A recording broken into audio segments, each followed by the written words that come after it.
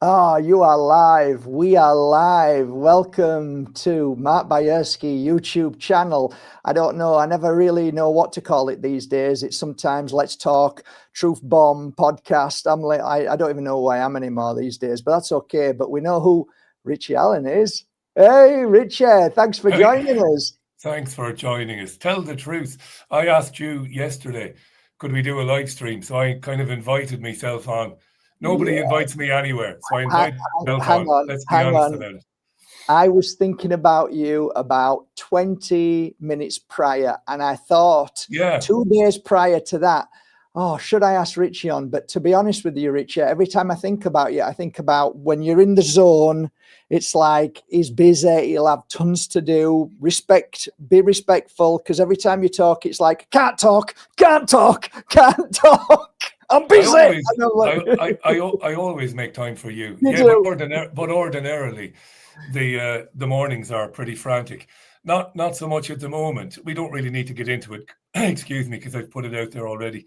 I'm temporarily off air. I'm in the studio, but it's all quiet. It's very weird, actually. It's weird to be here when nothing is happening because it's a little kind of, I don't know, NASA-esque kind of control center here. You've seen it. You've been here, so you've seen it. But at the Yeah. moment, it's all powered down, so it's just metal that isn't doing anything. So yeah, hopefully that is only very temporary, and I'll be back on soon. But enough about that. Yeah, that's fine. Let's first of all introduce you to those that don't know who you are. I'm sure most of my listeners know who you are, but I You'd think be surprised. it would be nice to introduce you. So I just wrote a few things out that I found on the internet, which I already knew about you. But you are without doubt an award-winning radio and TV presenter. That is one of the ones that are slowly disappearing, unfortunately. These days, if I observe, all I see these days is podcasters kind of rubbing each other's, egos, and there is no real presenting going on. But Rich Allen is certainly a presenter. He doesn't hold back. He always challenges everybody, but in a really nice way. So I'm sure that takes a lot of years practice. So I also did some research on you, and the Rich Allen Radio Show is the most listened to independent radio show in the world, which is true, and it fascinates me every day. It's brilliant. In the 1990s, I think you. In the 1990s, did you do something in Ireland? You had your own show, I believe, in Ireland. You're on, Yeah, right? I got my start in radio at WLR-FM in Waterford. So I started doing late night music programs, the graveyard shift, 2 a.m. to 7 a.m. And they used that particular slot to basically throw would-be presenters in at the deep end to see if they sank or swam. It was a strange time to be doing radio. But in a reasonable sized city, a lot of people in Ireland would say Waterford is a big town, but it's a city. You are broadcasting to an audience, and yeah, you get to kind of cut your teeth. There's another cliche, cut your teeth. But that's what I started doing. And not long after that, the position of the producer of the radio station's talk shows became available. And I was encouraged to apply for that, which is another way of saying, like, insider job. If you apply for it, you'll probably get it. So I applied for it and I got it. And that's kind of how I got into news and journalism. I was always interested in current affairs, Mark, to be honest. But yeah, Why? I was kind of. Why was that, Richard? What was that? Why was I interested in it? Yeah, why? Well, I was a voracious reader from a very young age. So I read Okay. everything, including the newspapers. So we were a lefty family. So the Mirror, later the Irish Mirror, would have been the tabloid of choice. And the Irish Times would appear every now and then the Sunday Times. So I would read those for want of something to read and find most of it boring as any preteen would, politics and stuff. But you read it, and when you're a kid, it kind of stays in your mind, you know. And as I got a Mm. bit older, I would listen to talk radio, particularly a guy called Jerry Ryan. Jerry Ryan passed away a few years ago, but in my opinion, he'd be one of the greatest radio broadcasters I ever heard. I shouldn't say ever because it's very subjective, but he was a magnificent kind of, he commanded the medium. He really understood radio, Jerry. And he was the first guy in Ireland to talk about current affairs, but then throw it open to the housewives, really, mostly housewives of the entire country, who would phone in and have their say and have their kind of rants. And we'd never seen anything like that before in Ireland. Obviously, you had similar programs in America and in the UK, but we never had a program like that where you could listen to the national radio and Phyllis from Glasnevin in Dublin would ring in, or Mary from County Galway would ring in. But these were fiercely articulate and passionate people, like ordinary people like me. So listening to Jerry, reading the papers in my teens, that's how I kind of picked up an interest in politics. And naturally enough, like a lot of young kids who would go on to college, which I did, you end up, mostly anyway, you end up on the left. So I would have been interested in the Socialist Workers' Party, Labour in Ireland, the Workers' Party, Sinn Féin for sure. And so when the talk gig came up, I wouldn't have been a mouthy person, not back then, but they would have heard me around the studios and somebody would have thought, Jesus, he's interested in the news. He's young, because I was in my very early 20s. And I think my presenter, Billy, God rest him, Billy died a few years ago, one of the most amazing people I ever met.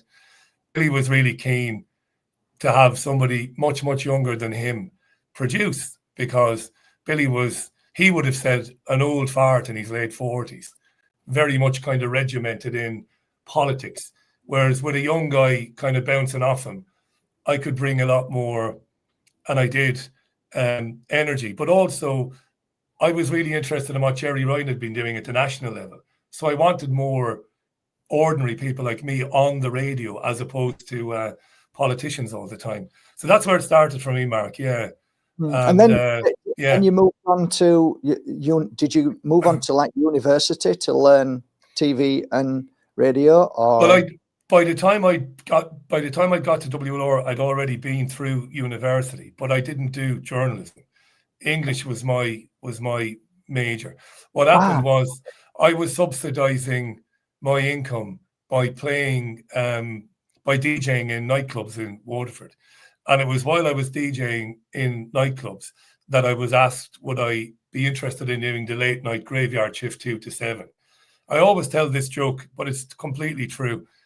While on the one hand, they do like to use those slots for people, to use those slots to search for talent. Also putting a presenter in the studio at 2 a.m. was actually more feasible financially than paying a security firm. Now, this is true. And I used to say to my boss, do you really care about those of us that are doing the late shows? Like, have we got any chance, because we know we're only there because we're cheaper than security. And that was true, because I remember at the time, Securicor, major firm, they would have charged a fortune to put a static guard in there every night of the week. But they were giving the overnight presenters, I think they were getting 50 quid a shift, I think. Brilliant. That was it, which would have been £10 an hour, which was okay. And the thing is, it's made you who you are. It's got to have done. It's definitely shaped you a little bit, for sure, to be the presenter that you are today. So let's go back to that then. So you've done that, you've done your late shift, and then you had massive success in a radio show called Talk Radio Europe. Let's talk about that a little bit. So how did you get from there to Talk Radio? How did that happen? I left after about 5 years. I left WLR FM in Waterford. There were people I didn't get on with there. Now, this is entirely mutual, so I'm not having a go at anybody, and I'm not going to name anybody at all, because feelings are often mutual. I had a real issue with authority my entire life, to be honest. And I had turned the talk show into a hugely successful talk show in terms of the listening figures. But the owner / manager of the radio station didn't really like me very much. And he was on my case a lot about timekeeping and hours and stuff like that. Whereas I never stopped working, whether I was in the station or whether I was in a pub meeting somebody to get some information or to line up an interview. And it came to a kind of a head, really, where I got kind of tired of it, of the constant hassle. So I handed my resignation in. Now, my presenter, Billy, was also a director of the radio station, and he wouldn't have it at the time. And he said, no. He said, no, you can't. And I said, no, I've had enough now. 5 years, I can't work with the guy anymore. He's never going to like me and I'm never going to like him. So the best thing we can do is leave. So I left entirely of my own volition. To be fair to them, and to be fair to the managing director, who I didn't like, he gave me an amazing reference, which I thought was pretty decent of him. I hated him now. But I hated him because I was young. I was young, right? And I'm 50 now. I'll be 51 in a few weeks, maybe. Maybe I wouldn't hate him now, maybe. I don't think he was a bad guy, really, but we couldn't stand each other. But they gave me good references. But I kind of had enough because it was very pressured. Like, I'd had 3 solid years of pressure producing talk radio shows where, believe it or not, working alone, I had to schedule 8 interviews a day, Monday to Friday.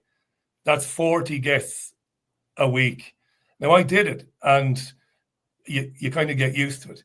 And you can imagine I wasn't overly well paid for it either, because commercial radio stations, they paid the on-air talent well, but the production staff, we were paid a little bit better than minimum wage at the time. This was also a point of contention for me, or a bone of contention, because I had given I'd given them their best ever ratings, in a really competitive market. So that was on my mind as well.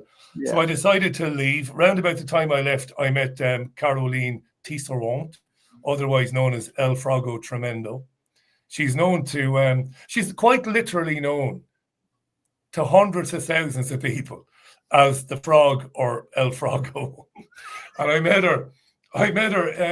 She was working for a large supermarket chain while figuring out what she wanted to do, because she's a very clever, very qualified, very academic woman. And when I met her, I just decided to take a 12-month sabbatical in Costa Rica. So I'd done some courses to learn how to teach English as a foreign language, and qualified very quickly. I'm not because I'm brainy, but these were kind of what would you call them? These were crash courses, really. They were speed courses and I was going to go to San Jose, Costa Rica, and spend a year there teaching English for 6 months, and then working with turtle conservation projects for another 6 months. So this is all arranged. And just before I left, I met Caroline, and that changed my life, really. More than I could ever find the words to express, really. So I went to Costa Rica and spent a few weeks there and was enjoying it, but I couldn't get her out of my mind, really. And we hadn't had a date now. We hadn't had a date or anything. We just spoken. And I thought, jeepers, So I phoned a friend in Waterford, and they phoned herself. Anyway, I jacked it all in and flew back to Ireland. And a couple of weeks later, we met. And that was in, I don't know when that was, 2002, I think. But to cut a very long story short, we got together quite quickly. Decided we would try it in England. Went to Manchester for a couple of years, really liked it. Now we're into the mid-2000s now. And that's when we decided, let's just go to Spain for the crack and get an apartment there and see if we can make it in Spain.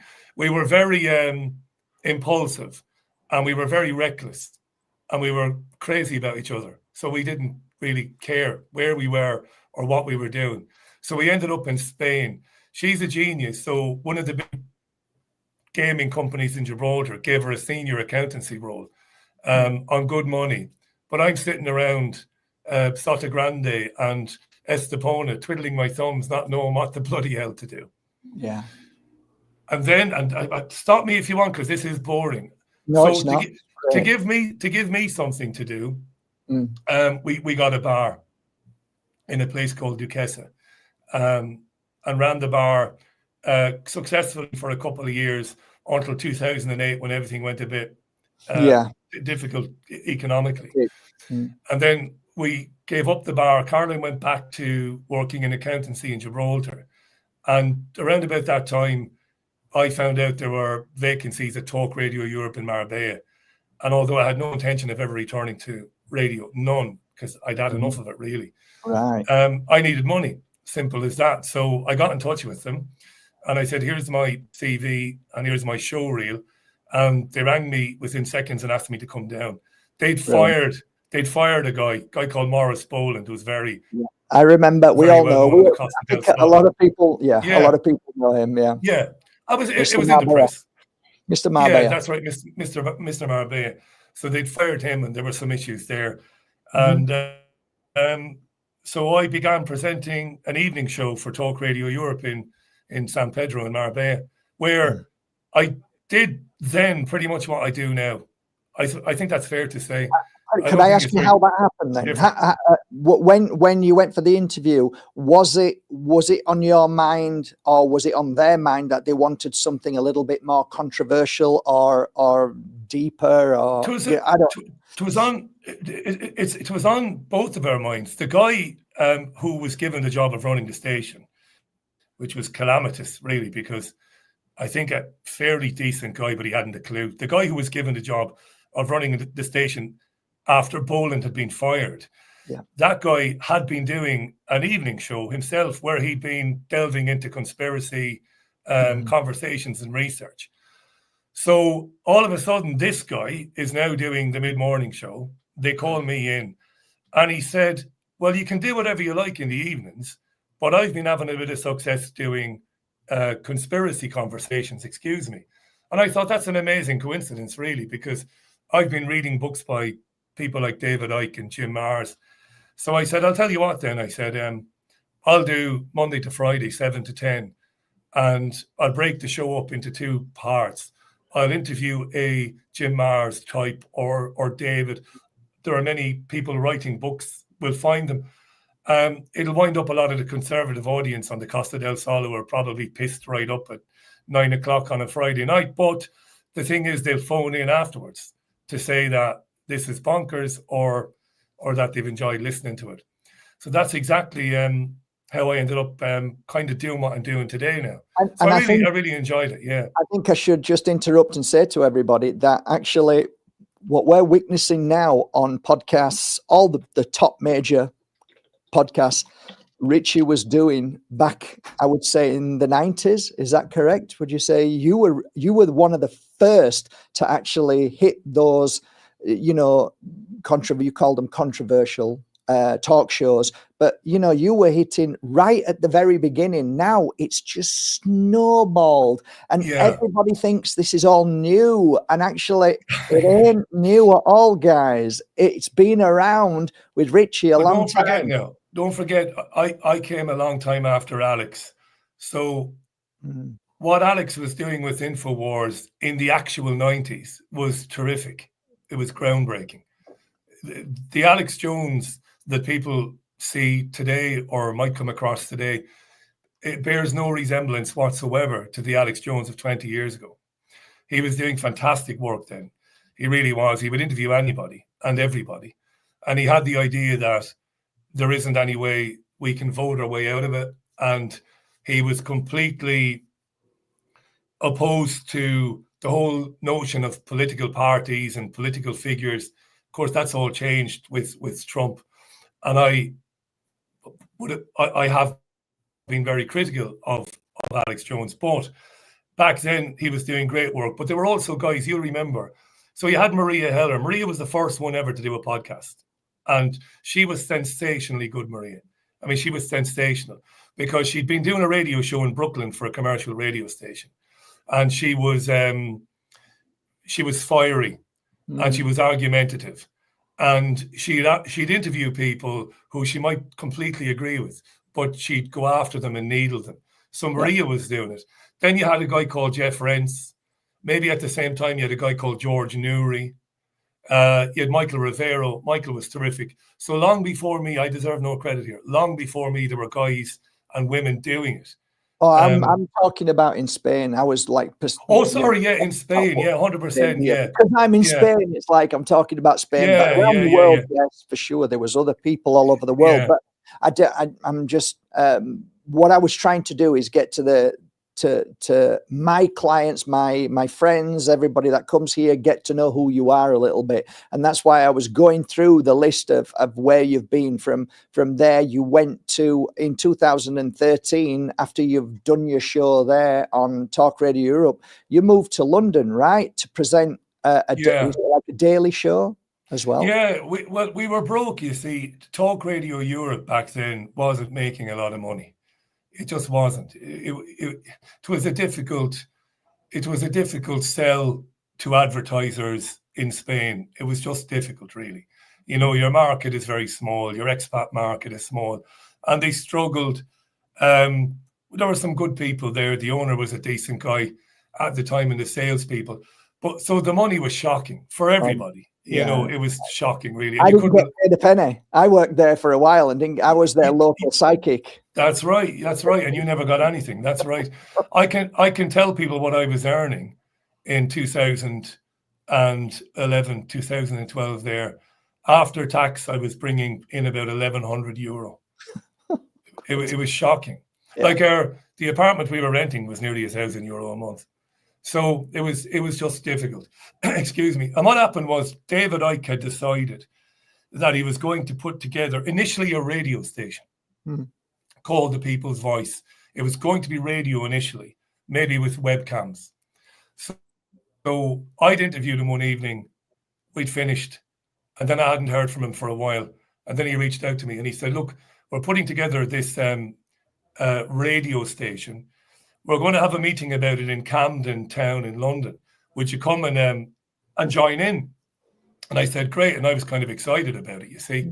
Obviously, I was looking for something a bit more sustainable than the radio gig. So I thought, okay, we can do that. So I came to London. Actually, I had to borrow money from Caroline's old man to pay for the flights, believe it or not. But got to Camden, had a really good chat, really connected with David straight away, knew that he was decent and that he was honest. And they'd raised about £500,000, which was no small beer, really. You know, it was okay. And I thought, radio, brilliant. I can be of use here. I can present a program. I can also help out with training people.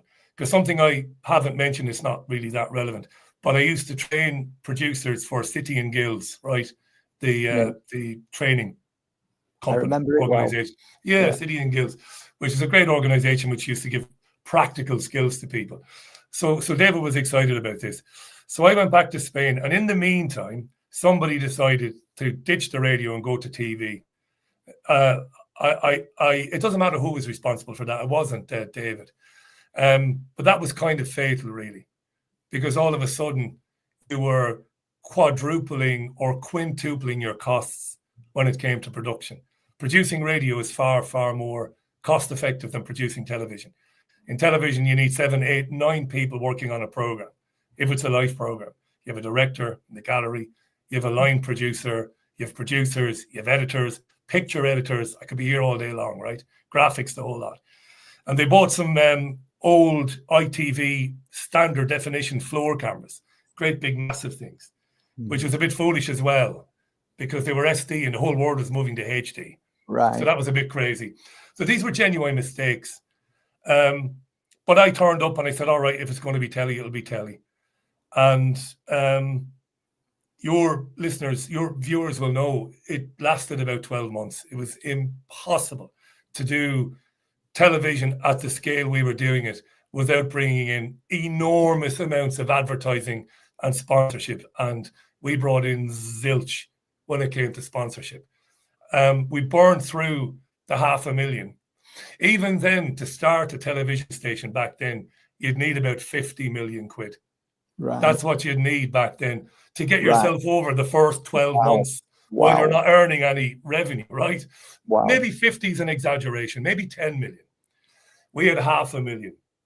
And of course, there was a lot of knockers at the time. There was a lot of naysayers saying, oh, they spunked the £500,000 up the wall, or they partied like it was 1999. No, we didn't. Nobody did. Because Caroline came in. As it was losing money, they asked Caroline to come and look at the books. She never worked for the People's Voice. She had nothing to do with it. So David said, Caroline, independently look at the books and tell me tell me, how are we doing? Yeah. Caroline came in, spent 90 minutes looking at the books, and then said to David, can I see you in the pub? She took David for a drink. Caroline said, David, it's over. She said, it's over. The receivers are going to come in. You can't keep making these programs, paying all of these people to make them, and not bringing any money in. You just can't do it. And that was that. And it was kind of a tragedy, really, because I think at the very end, I think we were starting to put some decent programs together, but we never had the money. We never had the sponsorship. So exactly. You need a lot of money to do something like that, Mark. Hindsight's a great thing. What they should have done, because I take my responsibility, we should have done radio with webcams. And the 500,000 might have lasted 18 months. So from there, Richie, you then went to Manchester, and the rest is history, really. Yeah, well, it's funny. Look, so the People's Voice goes to the wall. The receivers come in. I remember giving David a big hug and saying, listen, that's a fantastic effort that you've done there. You know, it's not a failure. It's failed, but it's also been incredibly valuable in terms of what everybody has learned from it, in terms of what you can do and what you can't do, and who you should do it with and who you shouldn't do it with. We learned a lot of that.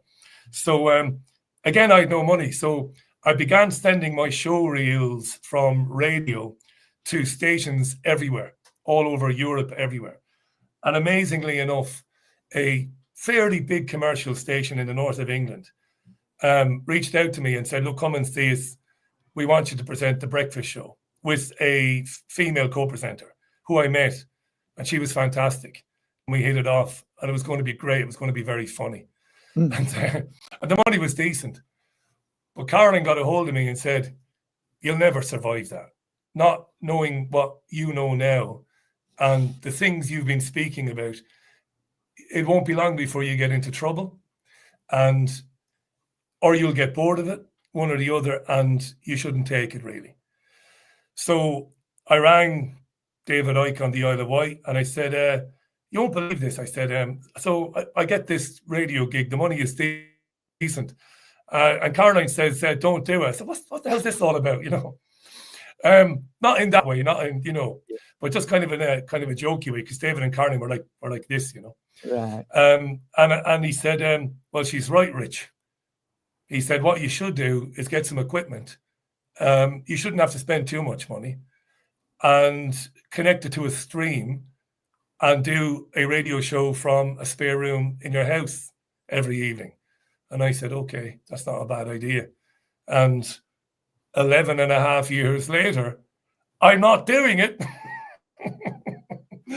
because I'm in the middle of a technical nightmare, but I will be doing it soon. And then behind every great man, there's an amazing woman guiding us. And with that input of David Icke, you now have the BBG Towers. And like I said, the rest is history.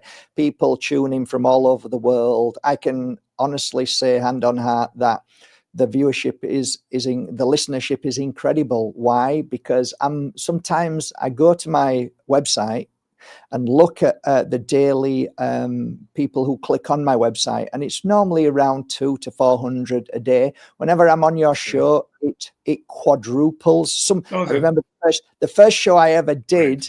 I had I looked at my and I've got like a plugin, and on that plugin it tells you daily views, and I had over 2,900. I remember the first time I came on your show, and it was incredible. And to this day, every time I go on, what you see is this like a heartbeat monitor, and then when it spikes, yours I love hearing that. Thanks for telling me that. No, it's really it's lovely. Because look, anybody who does anything. Now there are a lot. I'm sure there are lots of people watching now, or they will watch when this goes up on YouTube later, and many of them will have their own podcasts. It could be news, it could be music, whatever. Anybody who does it, of course, you have a bit of an ego. Of course, you do. You want it to be liked, and you want it to be appreciated. But that's where I leave it. You know, other than that, I don't think too much about it, and I don't think very much of myself.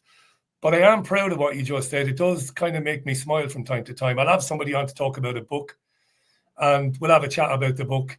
In fact, it happened a couple of weeks back. And a couple of hours later, the author who I'd interviewed rang me up and said, I just sold 300 books during that show. Exactly. I'm like, and I think exactly that's fantastic. Yeah, that's brilliant, isn't it? So yeah, it does. It has a big audience. But look, it's had a lot of help now. It's had a lot of help, right? At the very, very beginning, David did it a great favor by streaming it on davidicke.com. So you can sit there thinking, oh yeah, I've got a lot of listeners. Yeah. But when somebody like David Icke says, I'll put you on my website, Richie, that puts you in front of a lot of people very early. So that would have been back in 2014. You can't deny that. No. And then you've got an enormous following yourself, Mark. Of course you have. So you come on, and then later on you go and you say to your the members of your website, the members of your Facebook, oh listen, I was on this Irish guy's radio show. They go and have a look. Jim Mars would come on all the time. I became great friends with Jim during the Marbella period. And Jim would go on his own website, which was just massive, jimmars.com. And he'd be like, howdy, partners. Check me out tomorrow night. I'm on Richie Allen at blah, blah, blah. And then he's bringing 1,000 listeners. So all you have to do then is not screw it up. Exactly. So when they listen, give them something that they might come back for. So look. The great Jordan Maxwell. Oh, Jordan as well. Rest in peace, Jordan and Jim.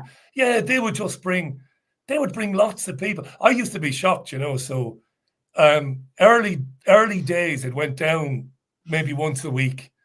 And what would have happened would have been the guest would have told everybody on their own forums that they were coming on. And of course, back then, the Richie Allen show didn't have any money really to pay for the extra bandwidth. So what was happening was, I had the facility for 5,000 listeners. Right. And at the very beginning, most nights there'd be a couple of thousand listeners. I'd be delighted with that. Great, 2,000, fantastic, brilliant. But then I'd introduce Jordan Maxwell and the stream would collapse. Because I remember sometimes. Yeah, because 50,000 people in California who love Jordan Maxwell, who don't give a damn about this baldy Egypt, are, oh, Jordan, I want to listen to Jordan. Where is he? What, richieallen.co.uk? On they go and crash the website. So very early on, we had to put our heads together and think, we need to find some money here to buy more bandwidth. And that's when I found a company in California called Shoutcast, one of the biggest in the world. And they just loved independent. They just loved it. So they said to me, you know what we're going to do, Richie? We're going to give you a massive load of bandwidth for free just because we like what you're doing. And we promise that. And we promise you won't go down again. Because I couldn't afford it. Because they were looking at a couple of $1,000s a month to be able to bring on 20,000 listeners or 50,000 listeners. But they went, we like you. We like the fact that you're completely independent. And now they were billionaires, these guys anyway, you know what I mean? But still, it was a big help at the time. So you said it before to me years ago, nobody is an island. And if the Richie Allen show does well now in terms of reach, yeah, it does. But it's not because I'm God's gift to presenting. Far from it. Nothing like it. It's because there's a lot of goodwill for the program. You can feel it. Every now and then I'll meet somebody. It's very rare. I never get noticed. Tell you what, you really wouldn't want an ego because I never get noticed. Ever. Even I'm in places sometimes. I sometimes raise my voice, buying a pint and see if there's anybody. But it's a rare thing. But nobody is an island. And there is a lot of goodwill for the program. You see it like last week when it went down and there's just a massive outpouring of, don't worry about it. It'll be fine. You'll be back before Christmas. And then back to normal and the Sunday thing and all of that. So there's always been goodwill for the program.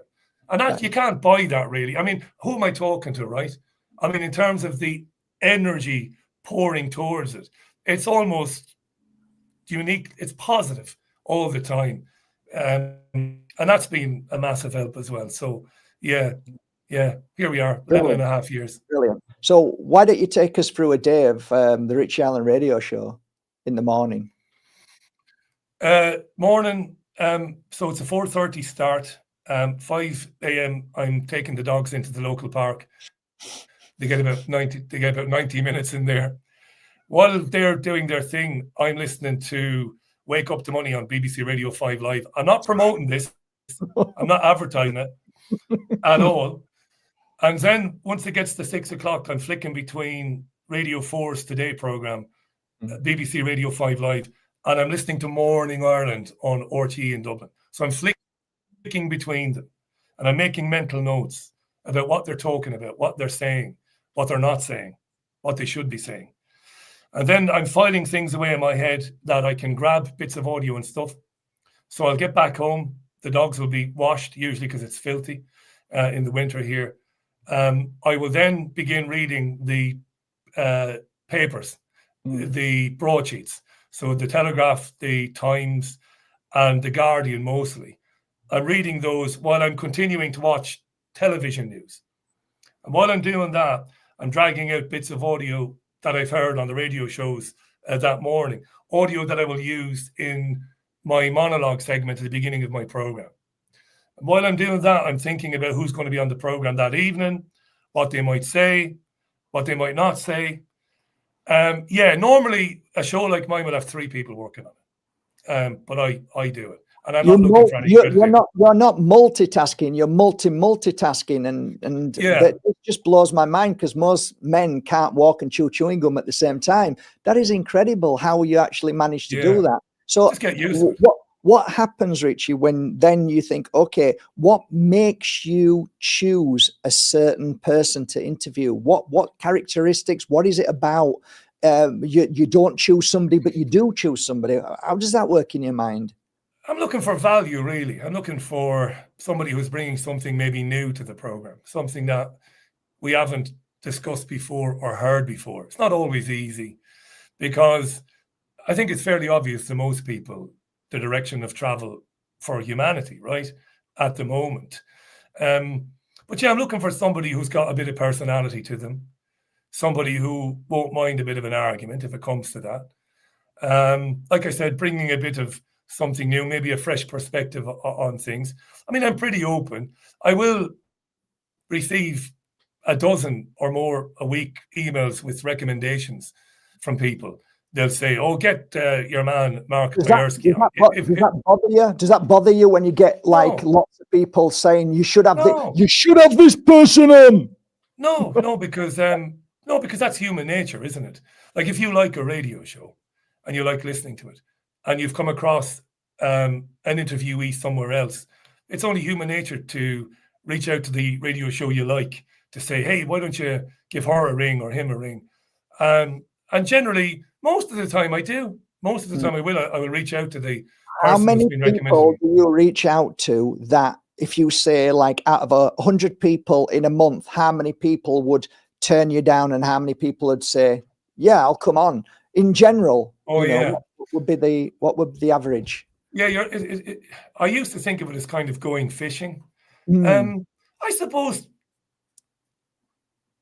20% of the people invited on will respond to you one way or the other. Right. To either say thank you, yes, or thank you, but no, it's not for me. 80% you don't ever hear from. There are loads of reasons for that. Wow, that's amazing. People don't check their spam or junk folders because they're getting an email from somebody who they've never been emailed by. Right. I say this to your viewers: check your spam and your junk often before you delete it. So there is a bit. There is that. Yeah, it's like going fishing. Some people will, and then some people just won't want to come on. They don't feel there's anything in it for them. There are people who they're not interested in being on radio shows. They have a book out and they're like, "Well, it's all in my book." Like, all right, fair enough, and that's that. There was a period around 2019 to 2021 when I was getting a lot of knockbacks from people, but that's because the show had been in the news quite a bit during the COVID stuff, and I'd interviewed some politicians, some famous ones, to challenge them about lockdowns and stuff. And then the national press talked about the Richie Allen show with the usual caveats, he has on anti-Semitic people and he has on racist people, this sort of rubbish, which scared some people off coming on the program because they didn't want to be tarred with the association. I mean, I remember I interviewed Desmond Swain, the backbench Tory, the old Tory guy, and we had a bit of a back and forth about COVID lockdowns and stuff. This would have been in late 2020. And Swain was called into one of the whip's offices. A Tory whip called him in and said, if you go on the Richie Allen show again, or a show like that, you'll have the whip removed. Namely, you will not be able to sit as a Conservative MP. So that's the sort of garbage that was going on. Anne Widdecombe, who was a long-time guest of mine, I used to think her, not as a friend because I'd never met her. I'm not stupid. I always keep that separation. But as a decent contact. So Anne would have been on the Richie Allen show a dozen times at least before the COVID nonsense. She would have been on with me in Spain many a time. And then she came on with me during the COVID nonsense and she was phoned up by the Daily Mail and he said, what are you doing going on with that conspiracy radio guy who also is an anti-Semite kind of a thing. Right. And it's so dangerous, or at least the perception for people like Anne Widdecombe is this could be career ending. She did a terrible thing, really. She denied any knowledge of me. She said, I went on the Richie Allen show that one time. I had no idea who he was, she said. And I didn't know that he was anti-Semitic. So, of course, I emailed her, obviously politely, and said, what's it coming to? When, I said to her in my email, I said, the stupid thing you did was to deny that we knew each other because they've only got to go and look like. Exactly. It's all out there, all the old podcasts and stuff like that. But I said, I thought you were a bit more stoic, a bit more committed to free speech and to free discussions. I would have expected, I'm not beating Anne up now. I'm not. I think she's a decent sort, I think, to be honest with you. But I would have thought she would have said to the Daily Mail, I'll speak to whoever I want to speak to. I slammed the phone down. Write what you want, you know what I mean? But that whole anti-Semitism thing is so scary for people. Not so much now, though, in light of what's been going on in Gaza in the last 3 and a bit years. I think they've overplayed the anti-Semitism hand. But then it would have been a problem for me because if I was interviewing or if I was trying to interview anybody in the public eye, I was getting knocked back all the time, all the time. But that was fine. You can't move the mountain, you just walk around it, don't you? Totally, Richie. So let me ask you a question then, Richie. What's the one thing you wish more people understood about your work and your show? I wish it's never going to happen.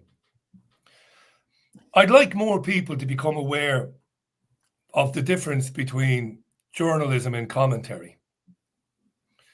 Most of what we receive now, online or through our DAB, radio, whatever, most of it now is commentary. It's effectively echo chamber stuff. And I wish more people would become aware of it and realize how dangerous it is, So whether it's talk radio or LBC radio or GB News, even the columnists now writing in the broadsheets, the content has become incredibly polarized. And they've turned journalistic organizations into echo chambers.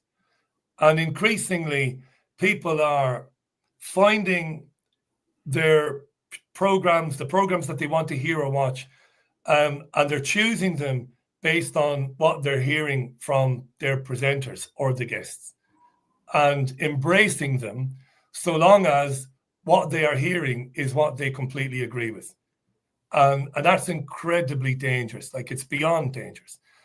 But I think that ship has sailed. There isn't anything I or anybody else can do about that now. I don't think. I think the reason why people listen to you is for that very reason, though, Richie. The fact that they listen to you because you're very different from everything that you worry about, and people can feel it. There's an instant feeling when you're listening to your show that it's raw, natural, it feels live, it feels uncut. It doesn't feel like a weaponized system. It doesn't feel like somebody's selling something to you or somebody's trying to shaft you or lie to you. It genuinely feels like true stories and real debate. And that it's gone, Richard. There's nowhere else. I haven't seen anywhere else. I've looked. I haven't seen a show like yours. No, I mean, look, there are content creators out there with millions and millions of viewers, that make the Richie Allen Show look minuscule by comparison. And whenever you criticize them, you've got to be aware of sounding like it's some kind of sour grapes or envy when it isn't. So that's the preamble. So the likes of Rogan and Carson and Owens and these people, it's a terrible watch for me. I can't watch these programs, even when the guest might be of interest in terms of what he or she might say, because what we have really are kind of mutual appreciation kind of society. I don't know, events where the podcast host, and again, some of these have millions of followers, are sitting there massaging the egos of the people there. I hate people who do this, interviewing, right? And not really getting stuck into their thought processes, getting stuck into their ideology, how they form their opinions, whether anything they're saying might not be true or could be open for further exploration. There isn't any of that anymore, and it's terrible. But the thing is, Richie, when there is moments of that, because there are every now and again, somebody sent me a reel a few months ago of Tucker Carlson talking to the head of whatever it is, is it the owner of Palantir? Somebody died or was killed, and he questioned them as if to say, did you kill him? Right. All right. Like he basically said, it needs investigating, and everybody was in shock and horror. And I'm like, we all need to start doing things like this. People are accountable. It's like when I come on your show, you'll give pushback to certain things, and it's important because you only get to know somebody for who they are when you challenge them, or else people can go on podcasts and say what they want unchallenged. If they're challenged, you'll see a lot of people not going on podcasts. Yeah. I think it's like David used to say years ago. It's a shame the interviews I did in the very, very beginning with David Icke are not available anywhere, because they'd shock people now listening to them today. They would shock people, because I would give them a proper chasing. I mean, I remember I listened to you in talk radio. Radio. Yeah, but and he had no problem with it, so long as he got time to answer. That was his whole thing, really. I have no problems with somebody coming after me, because I remember he'd done something with Richard Littlejohn when Littlejohn was on Sky News, and it was just car crash. Littlejohn had brought him on just to insult him and to belittle him, and in the end, David walked off the show, not in any cowardly way. It was just funny. David looked at Littlejohn and said, I've had enough of this nonsense, Yeah, absolutely. If I can't speak, what's the point in being here? So when I arranged the first interview with him, I said, look, I've read one of your books and I like it. I'm interested in it. But there's a lot of stuff I don't necessarily get, so I'm going to go after you. And he said, you can do what you want so long as I get time to speak. And that was that. Yeah. And that's not asking a lot, is it, really? I think that's no, it is not. On mainstream, it's deliberately done that way. I'm sorry, we've only got 30 seconds. Well, I'm sorry, you only got 20. It's like, what? Yeah. What are you talking about? You've only got 20 seconds. Yeah. You've got all day, relax. And then you realize it's got nothing to do with that, right? You're 100% right. Well, take mid-morning on any commercial station. If they're doing talk, they're going to schedule 6, 7, maybe even 8 guests, as I did when I was producing Billy back in the late 90s, early 90s. And you're leaving yourself no room really then, for a more in-depth conversation. Some of this is deliberate and some of it is just practice. It's just standard practice, Like I used to fight with my presenter, Billy McCarthy, back in the day. And I would say, why are we booking 8 interviews? Why don't we book 4 and leave 15 minutes free or 20 minutes free, and I'll get a listener to come on to have a go. But Billy was regimented in the old school, and he feared the lack of structure. Yeah. Like he would look at 15 minutes, and if there wasn't something in there, he'd be like, well, I'm going to be on air for 15 minutes. And I used to say to him, well, talk then, and I'll find somebody and throw them onto you. I'll throw somebody on air to have a go at you. He had no problem with that, but he didn't want the uncertainty. And no commercial station wants the uncertainty. So they have producers and editors, and they fill 2-hour shows into 8 15-minute segments. This is how they do it. And then you got somebody on, and they're interesting, and it's like, yeah. And usually it's only 6-7 minute interviews anyway. And it's like, yeah, well, we'll have to leave it there. You might be having a walk, you might be having a run, thinking, Jesus, there's load left there. Yeah. Now, what I do is long form interviewing. I'm not the only one who does it, and there are plenty of people doing it very well. And it's fantastic. It's the most liberating thing. As a presenter, if it's not going anywhere, after 25 minutes or a half an hour, I can wrap it up. If everything has been said and there isn't any room for any more. But when it's really, really interesting, you can say, let's stay with this. And over the years, I've stayed on. Often I've stayed on after 7 because it's been that good coming up to 7 o'clock. I'm like, I can't stop this. It's going to mess up the turnaround times for the repeats, but let's stay on. This is really interesting. I'm really interested. So, yeah, we've lost from commercial and national broadcasting. We've lost long form interviewing. It's gone. We speak when you come on with me and we have an hour and we could go on for 3 or 4, but it's amazing having an hour. You can get through a lot and you don't have to look at the clock and think, Jesus, I better hurry up here, or I better get to from A to Z, like speed of light. No. We can take our time and we can throw listener comments in there and we can take calls or whatever. So it's all changed, Mark. Yeah, it has.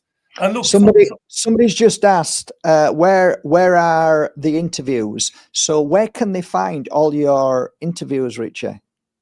Well, for the Richie Allen Show, most of them are on podomatic.com. So most of the shows are on there, going back years. I don't know about the search facility on Podomatic, so I don't know what you'll get. Right. But you might have to physically go through them and look at the notes to see who the guests are. But there are thousands of interviews archived on podomatic.com. Yeah, that's where. Yeah, I mean, if you look back in the time when you first started the Richie Allen Radio Show to this moment, has there ever been 1 or 2 memorable moments that just stood out from the rest? It was what are they? Just give us an idea give us a couple of what. The maddest thing that ever happened on the show was, so a few years ago, this lovely lady sent me a Facebook message. Now, there is a Facebook page now, but that's relatively new, that one, the one I'm using. I used to have another one, and like everybody else's, it got deleted and all of that, But a few years ago, I'm going to Facebook messages, and I see this message from Susanna Small. And I look at the profile, and it looks legitimate. And she's a pretty lady, big smiley face on the profile. And she says to me on Facebook, I'm in a mental hospital. I've been sectioned. Wow. And I want to come on your radio show this evening. So I said, really? And she went, yeah. So I said, this is like typing, right? Typing. It's my Peter Kay moment, typing. So on Facebook, we're not speaking. So she says, yeah, I'm locked up here. And I says, why? And she says, I was annoying my doctor, or I was challenging my doctor about vaccines, not the COVID vaccines. This happened before the COVID thing. and I was going on about medicines and big pharma, and the doctor got annoyed and sectioned me. So the men in white coats came along and took her against her will to a psychiatric facility. And I said, but you still have your phone. And she went, yeah, they haven't taken my phone off me. So I said, what's your name and where are you? So she gave me her name and the name of the facility. So I said, thanks, Susanna. So as I'm typing to her, I phoned the facility, right? This is like 4:30 in the afternoon. So they answered. I say, hi, my name is Richie Allen. You won't know who I am, but I'm an independent journalist. Have you got a Susanna Small staying there at the moment? Staying there, right, against her will. Has she been sectioned? I'm not asking for any details. It's none of my business. But somebody from there claiming to be her says she is there. And to be fair to the duty nurse or the sister or whatever in this facility, she said, yes, we do, but I can't tell you any more than that. I said, no problem. So I said to Susanna, right, give me the mobile number then, and I'll put you on the air at 5 o'clock, which is what I did. Not knowing whether she was as mad as a box of frogs or what it would be like. Not really irresponsible. You know, I would have killed it if she turned out to be mad, but she was far from mad. She was fantastic. She was funny. She was witty. I lost contact with her a couple of years ago. I don't think she's online at all these days. She might be watching this. If you are, Susanna, reach out to me because I'd love to get you back on for a follow-up. Yeah, so she came on and she said, yeah, I'm sitting in this place. They've sectioned me. I'm going to be here until they determine whether I'm compos mentis or not. And then she told me the backstory, which was fascinating, about challenging her GP's thinking on medicines, on this and on that. Really lovely girl, this girl. Like I said, attractive. It shouldn't matter, but just to build a picture, whether she's attractive or not. But she was this bubbly, attractive young woman.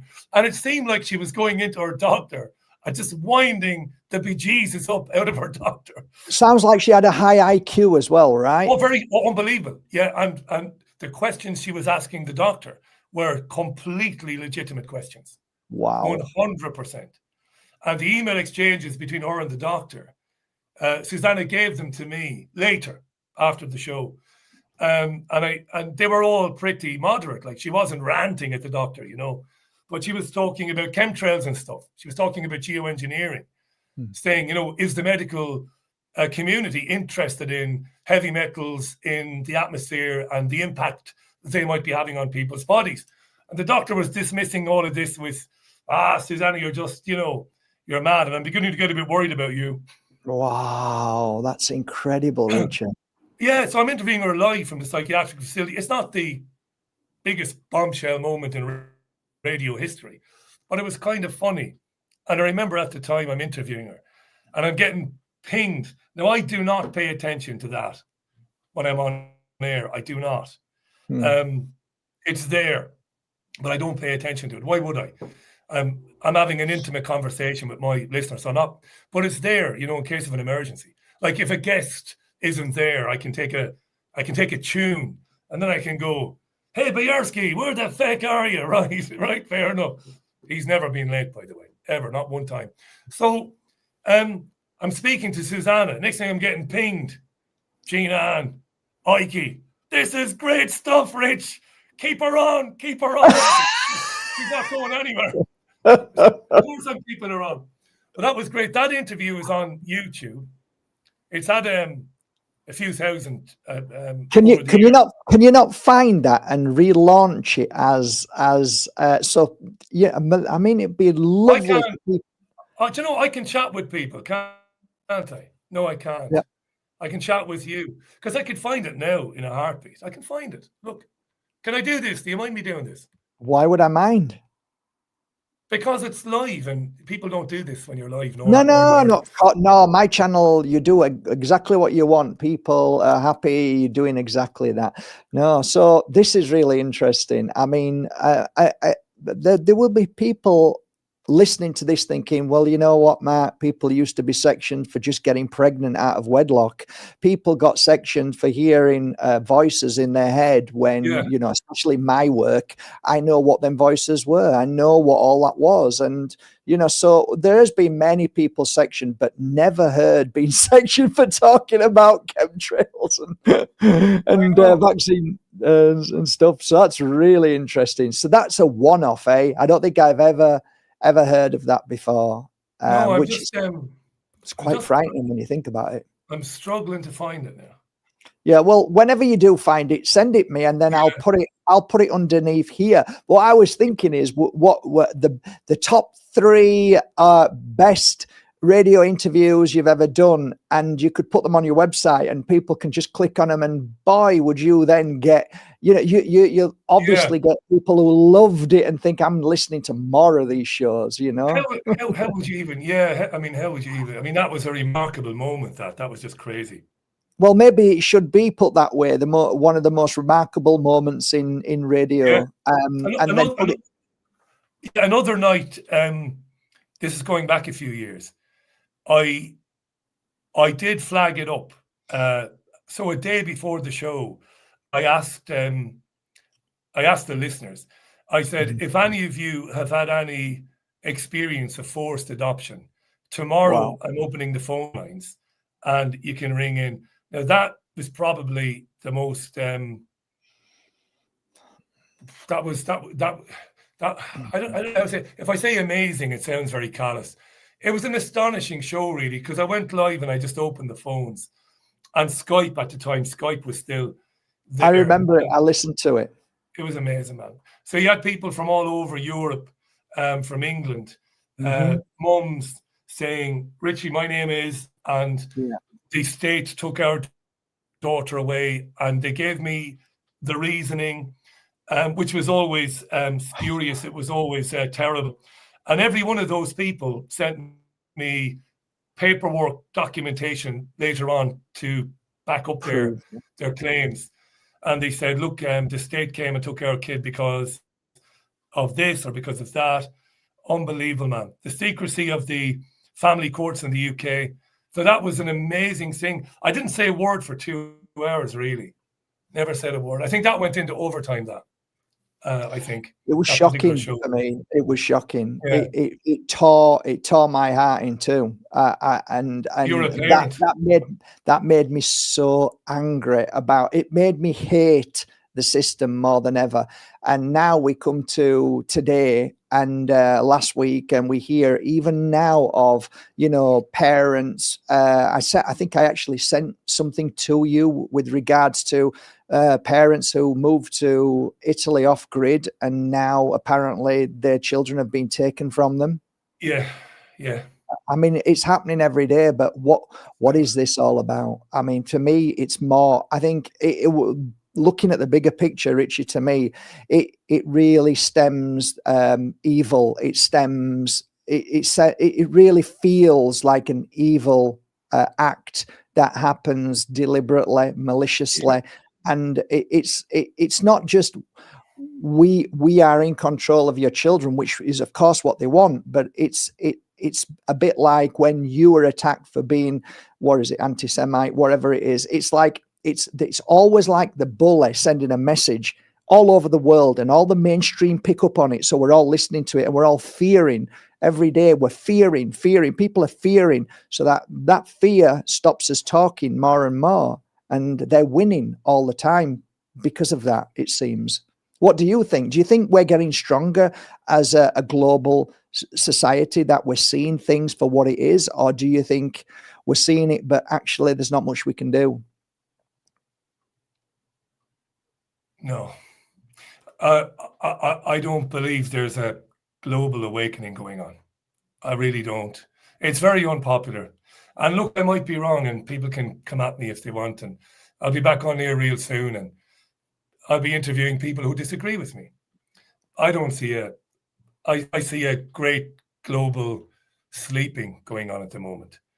How do you think it bothers people like Mr. Ike, when he spoke 35 years ago, like he talks about the telephone box, there was nobody in there, is here now. How do you think people like David feels? And I hear what you're saying. I don't believe at all that there's a global awakening. I'm hearing it everywhere, but I don't see it. I need to see proof that there is, but I'm not seeing proof at all anywhere. I'm seeing the opposite. Yeah, I mean, the fact that more people than ever are aware that there is a plan for humanity, and that plan has been around for a very long time. The fact that more people are aware of that doesn't necessarily equate to there is a global awakening. There isn't, I don't believe. What I see are people who seem to be aware that things are pretty shit and getting progressively shitter. And it doesn't seem to matter where your governments come from, which parties, which politicians, and that this is all very wrong. But that doesn't necessarily translate to action. It doesn't. What I see is, despite this awareness in people, there seems to be even more kind of entrenchment in the system. People are happy to hang about on TikTok or Twitter or X or whatever you want to call it, and loudly proclaim their perspective. It's a lot of bitching. That's what it is. It's a lot of people bitching. Yeah, and Facebook and Twitter, then it basically then takes you or takes the digital you and directs you to the appropriate echo chamber. That is what happens ultimately. Wow. And out of that, then you get kind of inaction, because you're satisfied, not me, not you, not your viewers. Well, I'm doing something, I'm sharing stuff, and I'm saying stuff online. Yeah, but think of it as, in the physical world, we would say you are being kettled, where the police surround you on mounted horses and box you in and say, you ain't going anywhere. It's a kind of a digital kettling that's going on, this echo chamber stuff, where you feel like you're having your say and you're wide awake to what's going on. And you're sticking it to the man with your comments on Twitter and shouting at David Lammy on Twitter, tweeting him, or Rachel Reeves or whoever, or Nigel Farage. But you're exactly where they want you to be. Exactly where they want you to be. So there's an awareness that something is very wrong, and is becoming progressively even more wrong and more dangerous. But I wouldn't say there's any real global awakening going on. And I hope I'm wrong, and I stand to be proven wrong if somebody wants to prove me wrong. And people will say there's going to be a great rally next week against digital ID. Yeah. And I know there'll be some nice people involved in that, well-meaning people. Well, David Icke was at the front of that last time. Yeah, that's right. Yeah. And a woman called Fiona, who I interviewed about it, and some others. And I think they mean very well. Yeah. All of them. But ultimately, it continues. It continues anyway. It does. And I do admire them for getting out there, because there's an energetic exchange going on. Yeah, there is that too. There is that too, you know, which was good in Leicester Square in 2020. Because I was very critical of the anti-lockdown rallies in Trafalgar Square. Yeah. People thought, you're just bitchy. That's all you are, Richie, you're knocking people. And I wasn't. I tried to explain it. I said, you've got an enormous amount of people. Wouldn't it be great if they diverted down Downing Street, surrounded the building, and said, game over? Nepal springs to mind, but we don't, without the killing of the president's wife, of course, but yeah. Yeah, that's right, you see. But I also was educated because I met people who'd been there, and they said, look, it was great.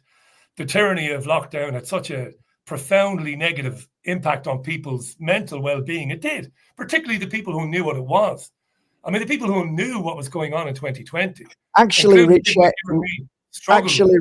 right there was the point. There is when we should have all gone out of our houses and said, up yours. We should have all walked out on the streets and continued our life, but no, we didn't. And then when we're all allowed out, now we go protest. No, you should have done it at the right time, like I did with all my fines, 600 fines. Up yours, arrest me if you want. Here, take me away, I don't care, but I'm going out and I'm staying out. That's what I did.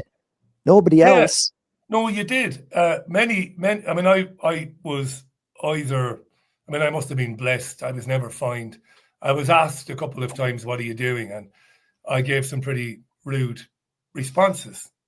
I wasn't asked by an actual police officer. Some of these PCSO officers were hanging around Salford asking questions of people, and I gave them short shrift. But we continued to do what we wanted to do as much as we could. You know, places were closed. You were limited as to what you could do. But like you, we went where we wanted to go. But the majority of people complied. No doubt about that. And at the time, I remember one Monday evening, I just finished the radio show. It must have been April of 2020. And they'd begun this come out and clap for the NHS garbage. And I was in our garden playing with Leia, our retriever, who was tiny. She was a baby at the time, in the garden, and everywhere around me. I live in a very built-up area. You've been to my, our house. She's not listening. Our house. You've been here, so you know we live in a council estate, so it's very built up, right?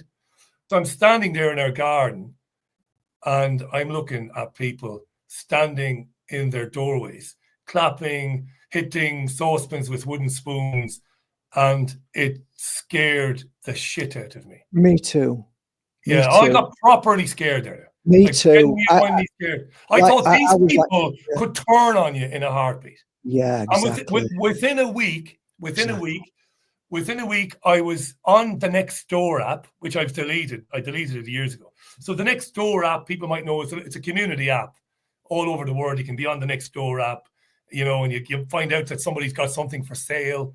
You know, does anybody know an electrician? Yeah, whatever. Within a week of this nonsense starting, I was seeing people on the Nextdoor app saying it was unacceptable that numbers were down on a certain street, numbers of people clapping. And I know where that goes. That's Nazi Germany stuff. Exactly.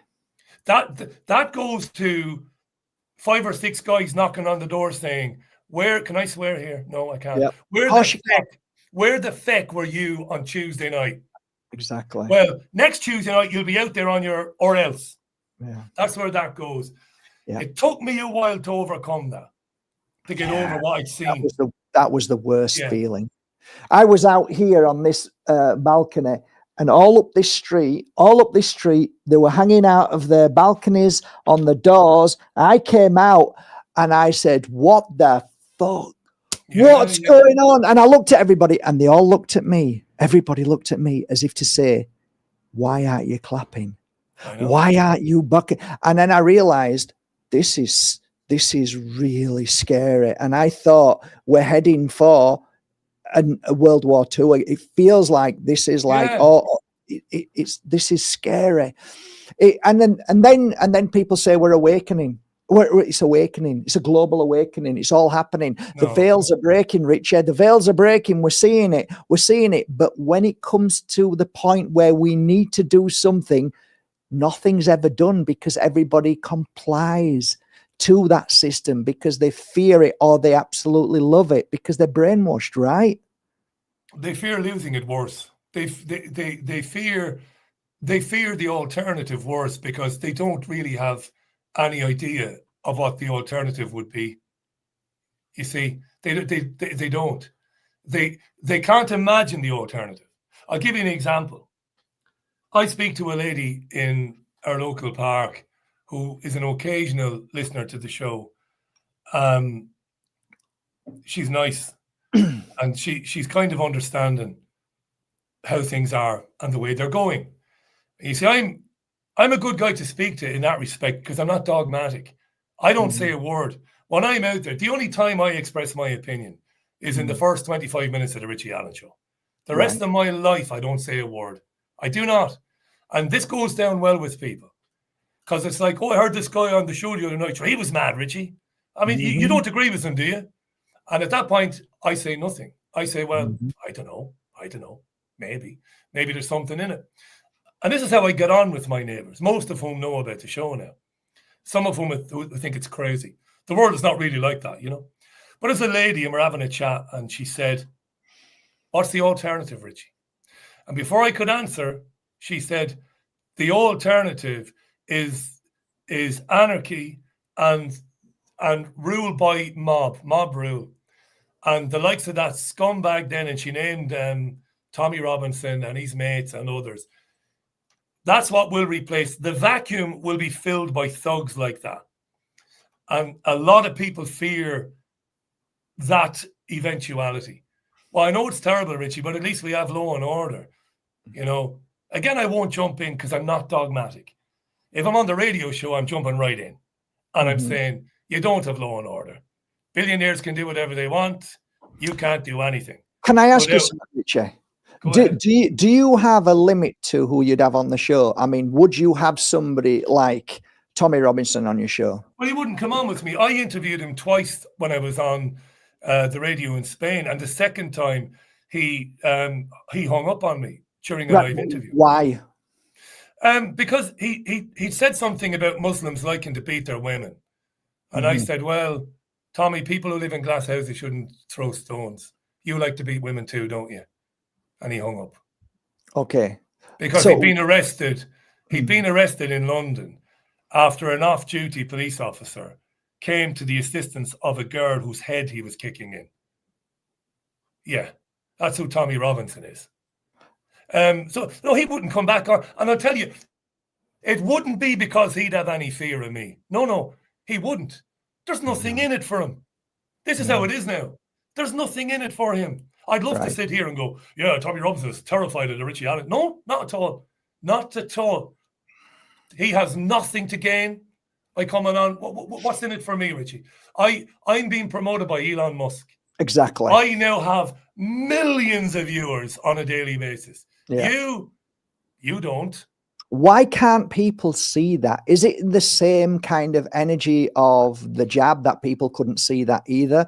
That, you know, what is that?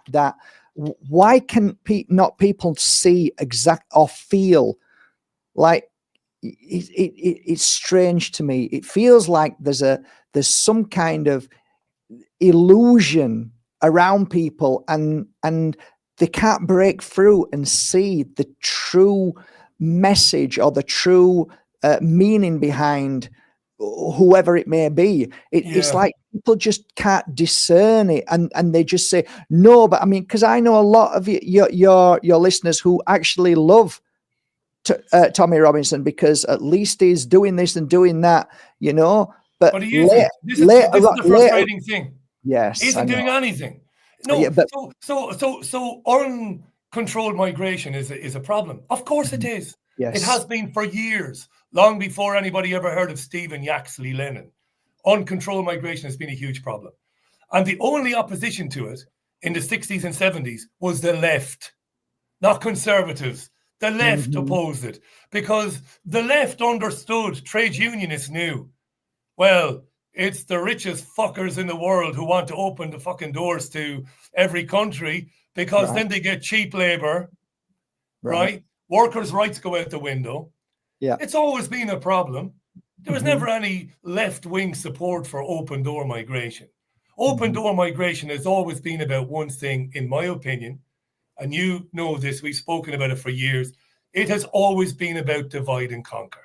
Of course. And it works. So people gravitate towards Robinson and people like him because they buy the Kool-Aid, this idea that Robinson is standing up against it. No, he isn't. Robinson is out there day after day after day, promoted by the biggest social media companies in the world, telling you that Islam is an insane ideology. Islam is not compatible here. Multiculturalism, all this crap, right? And it's easier for people to dial into that and go, yeah, even though none of it is true. I live around British Pakistanis, British Iraqis, British Iranians, who've been living here for years and years and years and years, right? Yeah. It's easier to buy Robinson's bullshit than step back and go, Jesus, yeah, they're letting a lot of young lads into the country from parts of the world where we could go into this another day. There are reasons why there is nothing for young men in many of these countries. And that's because this country here, Israel, the United States of America, and others, bombed those countries back to the Stone Age for the best part of 50 years. So there's nothing else for these men. Nothing other than get out and go north and hope to settle somewhere and make a life for yourself. But it's easier to go with the binary choice kind of tactic of somebody like Robinson, the either or. It's black and it's white when it isn't. It's a very complex issue. Uncontrolled migration devastates communities like mine, devastates. And to a certain extent, it does make people a little bit less safe in some of those communities. Because some of these young lads coming in, they will be problematic. Of course they will, if nothing is known about them. And this has to be dealt with. The majority of them are coming here to try and earn some money and to build a new life for themselves. Why is it happening? Who's driving it? The very same people who fund Tommy Robinson are driving it. There's the irony. My take on it all is, like you said, that if it's anything to do with politics or anything to do with religion, it will be publicized all over the world. Why? Because those two things always separate everybody, but keeps them in the program. That's it. If you are somebody who sees through the bullshit of all religions is all about separation, and I don't believe in politics whatsoever, left, right, center, whatever, then you are a danger, because you are trying to pull people away and from that very system. Yeah. That's how I see it. Well, that's it. That's exactly right. Look, people who share our perspective have been, I mean, I saw, I'm not sure David tweets on his own X. I think it's done by committee, I think. But somebody tweeting for the David Icke Twitter account or the X account pointed out again the other day the limitations being imposed on the accounts of people who have built up decent-sized audiences, and his is ridiculous, his audience, as opposed to the promotion being given to anybody who is keeping people or who wants people to remain plugged into the party political illusion, you see. Heavily promoted against heavily restricted. Yeah, 100%. There are very few people, in fact, I don't know of anybody doing a daily radio show who's exploring those ideas that we explore, that ultimately it doesn't matter who forms the next local authority in Salford. It doesn't matter a damn who makes up the next government in 2029 or 2030 in the UK. It doesn't matter who's in. The agenda will proceed. Sometimes it proceeds a bit more quickly. Other times it slows down a tad, but it's always moving in that authority. The government always gets in. The government always gets in. Always. That's right. And one of the ways they have kept people, I suppose, off of that track has been through sex, drugs, and Man United, of course. Bread and circuses, right? Number one. And number two, identity politics. Get them murdering, not literally all the time, metaphorically, murdering one another over things that don't really matter. Identity. Yeah. And then at the same time, just completely ignoring a mass genocide as if, hey, what's happening? Nothing. Come on. Yeah. It's insane, eh? It's insane. But By the way, I'm watching my hands. By the way, I ulti- don't do ulti- the I don't do these very often, so I'm watching my hands no because problem. I might accidentally do a Masonic symbol or something, or a Masonic sign. Yeah, that And again, he's a Mason. that in itself gets a little bit too much as well. I think, you know, Just makes falling me down laugh. the rabbit hole can be quite dangerous. I've seen this now. We need to find a balance of all of that. But Yeah. just let's get back onto the Richie Allen show. Where do you see the Richie Allen show going? What are your wishes and dreams for the Richie Allen show in the near future? Well, it has to be financially sustainable. That's Mark always has going been to be a challenge, though, because of your conversation and your topics. well, yeah, and the state of the economy. Well, it's not that, And Richie. You're not a party to Labour, or you're not a party to, you no, know. what I was going to say was, obviously, when things are as difficult for people financially as they are now, shows like mine, shows that depend on listener support, are going to struggle a bit. I've struggled in recent times with the financial side of the show. We've talked about it. Mark, by the way, over the years, has been unbelievably generous in supporting the show. I'll never forget it, pal. It's been fantastic what you've done for the show, for us. There's been one or two others too. I won't name them because then you forget to name somebody who've just been a gift to the show. But it's difficult. It's becoming more and more difficult because while the audience is growing, it's not growing as fast as it used to, but it's growing still. And I wouldn't have lost listeners. Support, I'm finding it difficult to generate. So, as mentioned on a recent radio show, next spring, I'm going to put the show behind a paywall for the first time. So that's the future of the show. Next spring, yeah. I'm surprised you haven't done it a lot sooner, to be honest, Richie. To be fair, you and one or I've two others mentioned it a long time ago. I'm surprised you haven't done it. You know, for me, it's just, I know when I hear you, it's like a break in the voice when you're saying, come on, guys, please try and help the show a little bit. It's not what anybody wants to do, but a paywall, I think people will be more than happy. More than happy. I mean, like, it's going to be, I think you're going to generate a lot of people. I think always a good thing to do as well is do little tasters, give a little bit of free samples and say, watch a little bit of this. And if you really want to go in depth, then send them over. But I think your main followers, I think, will definitely come. I mean, it's going to work out at about £3 a month. Yeah, it's nothing. It's nothing. It's nothing, mate. No, and that will give people access to the daily live show. It will continue to be live. If they can't hear it live, they'll be able to listen back to it on demand on the website. So that will give them 4 live radio shows every week. I do a music show on a Sunday morning. Excuse me. That will always be free to air. So that will always be there for anybody who wants to listen to it. That's not part of the package, really. And we'll see how it goes. I mean, it might be May next year when this begins, you know. So there's a bit of working out to do. The website has to be built properly to cope with it.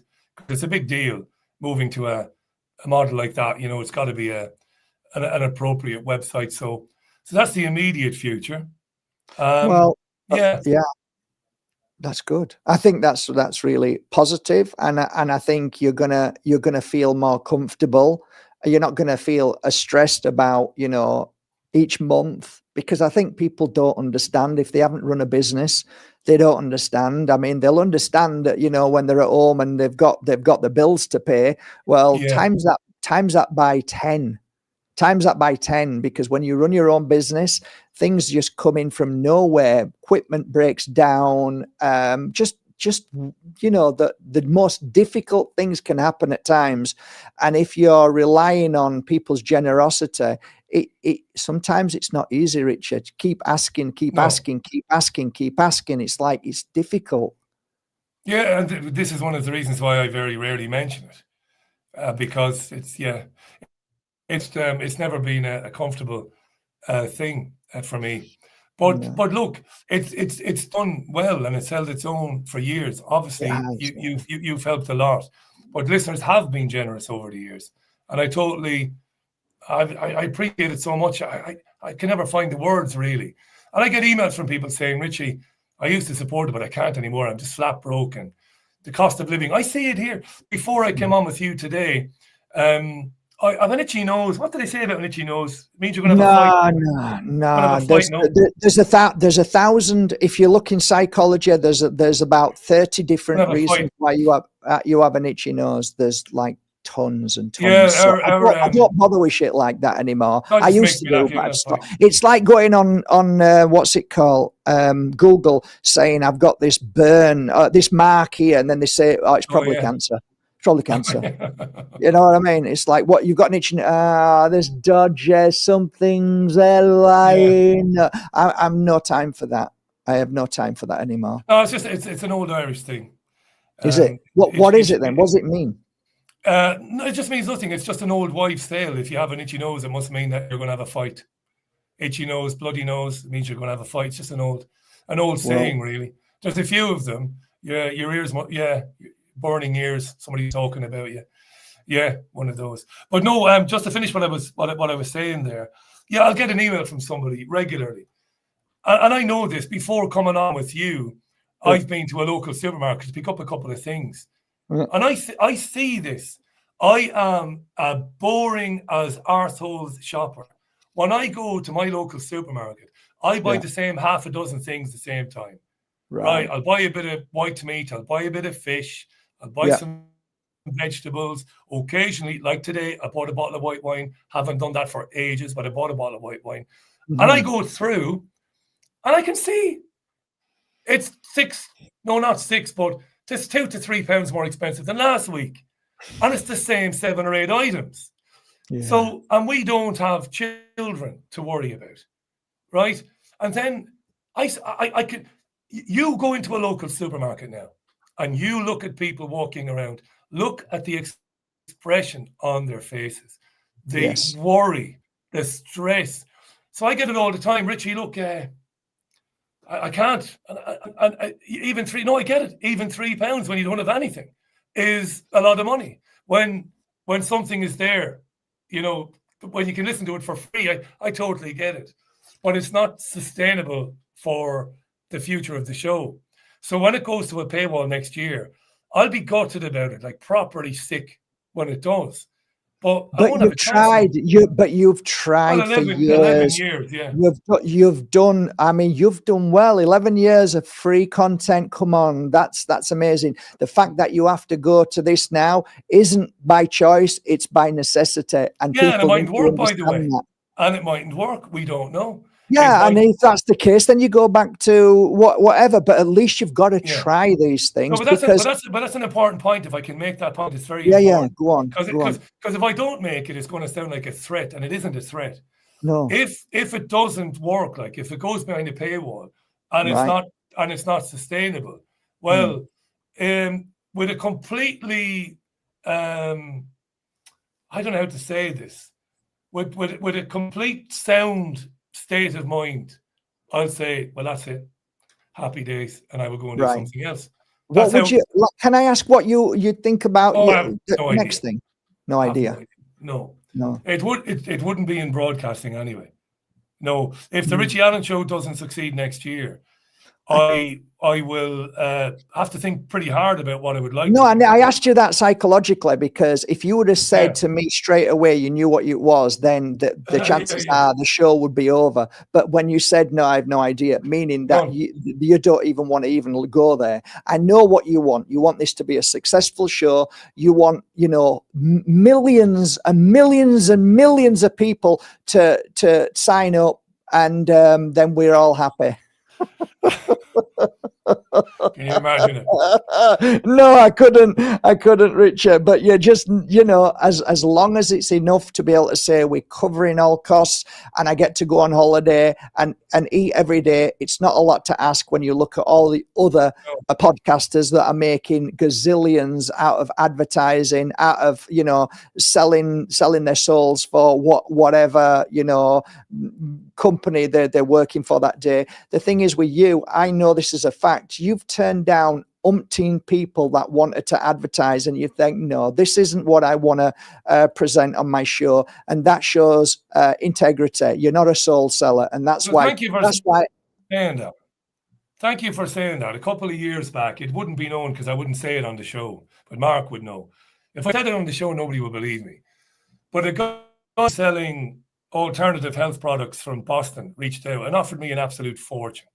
I mean, a fortune to endorse the products, to say that I used them and they were great, because he'd seen the metadata showing the reach of the show. And this was life-changing money now he was offering. And he'd done some work with InfoWars. And I'd never say it because people would say, well, he's only bragging. But it's the truth. And you know it. David would know this. Caroline would know this. And I said to the guy, listen, thanks, but no thanks. I can give you can do a 30-second ad if you want, and we can run it during the show, and I charge you the same as everybody else. But no, I can't endorse it. And the guy was stunned, and he's like, I'm giving you a lot of money here to say you use the product. He said, use the product, it's good. And I knew it wasn't really good.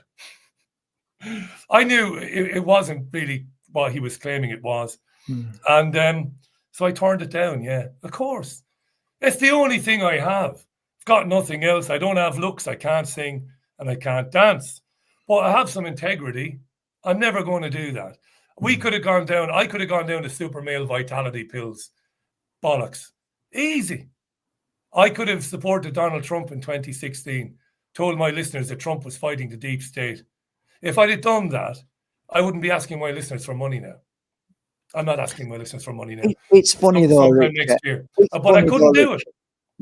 What makes me laugh most of all is everybody who endorsed either the jab or Trump. People forget, Richie. They forget what like echo chambers are powerful. They're like magnets, because that person is still telling them what they want to hear on a regular basis. Yes. See, so we will ignore everything else. We'll ignore it. Oh, Russell Brand. Russell Brand is one of the most disgusting human beings on planet Earth.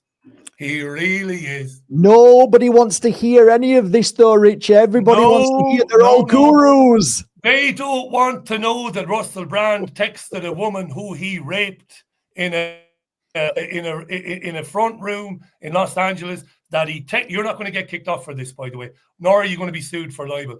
Texted her to apologize. Nobody wants to know that. Oh, Conor McGregor. Oh, Conor's great. Nobody wants to talk about the fact that he sexually assaulted a woman so violently, a woman who was wearing a tampon, by the way, during her menstrual cycle, that it had to be surgically taken out of her. No. Conor's talking about the migrants. He's all right. He's going to run Ireland, isn't he? Yeah. Yeah. Wouldn't say it to his face, though. In case you're watching. Yeah, anybody, I'd have no problem saying it to his face. Anybody who says to me, he's talking amazing, he's saying all the right things, I would just say anybody who would go into a public toilet, stick their hand through a hole and masturbate a man and come out on TV doesn't get my ears listening to anything ever again. Shocking. Even with Trump. Trump is a rapist.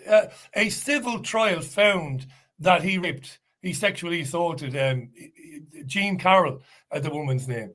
There were multiple complaints made by people against Trump. People were paid off going back 20 years ago when Trump was bragging about walking in on young girls when they were naked at beauty contests. Scum. I mean, he's president because there are filing cabinets of dirt on him because he is that easy to control.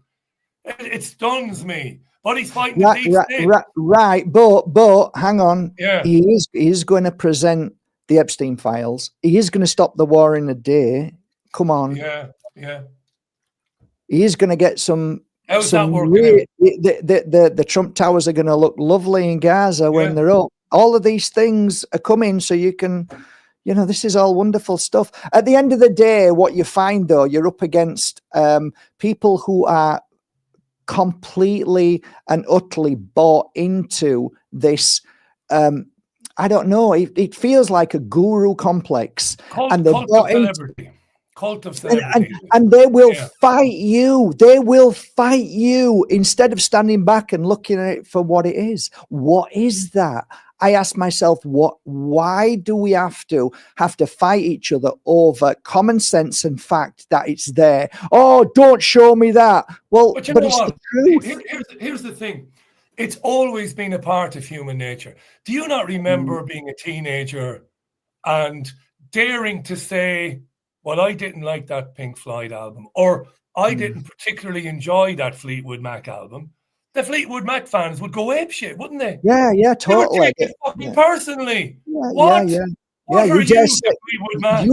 I remember as a young lad, I wasn't into football, but if I ever said, who do you support? Don't support anybody. Yeah, but if you did, who would you? Man United. I'm going to kick your head in. Yeah. It's like, and do you remember the vaccine instructions and everything that were in the vaccine?